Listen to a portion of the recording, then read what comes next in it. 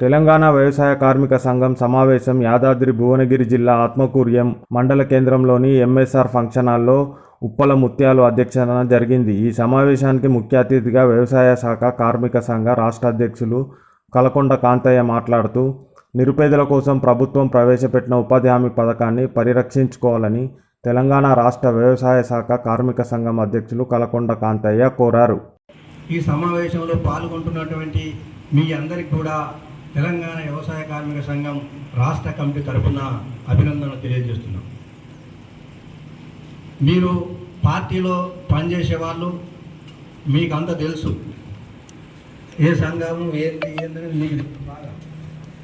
కానీ పార్టీకి ఏ సంఘం అయితే కావాలనో, పార్టీకి ఏ వర్గం అయితే కావాలనో, పార్టీకి ఏ జనం అయితే కావాలనో, పార్టీకి ఎవరైతే అవసరమో ఆ సంఘం ఇప్పుడు పార్టీ వెనకాల లేకుండా పోతుందనేదే మన యొక్క బాధ. పోతుందంటే వ్యవసాయ కార్మిక సంఘం అంటే తన పని తాను చేసుకొని భూమి లేక ఇంతో అంతో భూమి ఉండి వెళ్ళక వేరే పనులకు పోతుంది వ్యవసాయ కార్మికులు. ఈ దేశంలో వాళ్ళు 50% ఉందని ప్రభుత్వం చెప్తుంది. ఈ దేశంలో వ్యవసాయ కార్మికులు 50% ఉన్నారు.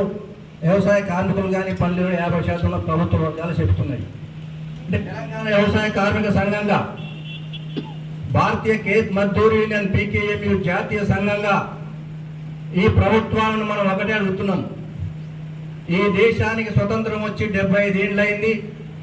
ఈ 75 ఏళ్ళ కేవలంలో కాంగ్రెస్, బీజేపీ మధ్యన ఇంకో పార్టీ, అనేక పార్టీలు మారినాయి. ప్రతి సంవత్సరం లక్షల కోట్ల బడ్జెట్ కేటాయిస్తున్నారు. మరి ఈ లక్షల కోట్ల బడ్జెట్ గ్రామీణ పేదలకు కాకుండా ఎవరికి ఖర్చు పెడుతున్నారు? ఇవాళ గ్రామీణ ప్రాంతాల్లో ఉండేటువంటి గ్రామీణ పేదలు, వ్యవసాయ కూలీలు, బడుగు బలైన వర్గాలకు ఇప్పటి వరకు కూడా చాలా మందికి భూమి లేదు, చాలా మందికి ఇల్లు లేదు, అయిన విద్య లేదు, అయిన వైద్యం లేదు.